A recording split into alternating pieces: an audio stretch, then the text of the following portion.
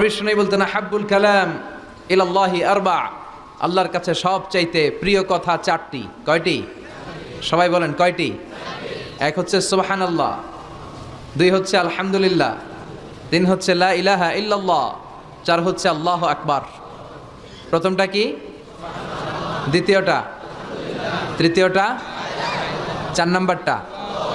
আবারও আওয়াজ করে সবাই পড়েন। প্রথমটা কি? দ্বিতীয়টা? তৃতীয়টা? চতুর্থটা? আহাব্বুল কালাম ইলাল্লাহি আরবা, আল্লাহর কাছে সবচাইতে প্রিয় কথা এই চারটা, সবচাইতে প্রিয় কথা। আর এই প্রতিটা কথার ভিতরে আল্লাহর নাম আছে না নাই? দেখেন, সুবহানাল্লাহ আল্লাহ আছে, আলহামদুলিল্লাহ, লা ইলাহা ইল্লাল্লাহ, আল্লাহু আকবার আছে না নাই? তার মানে জিকির করতে হলে ওই জিকিরের মধ্যে নাম থাকতে হবে কার? আল্লাহ আমাদের সবাইকে কথাগুলো বুঝার আমল করার তৌফিক দান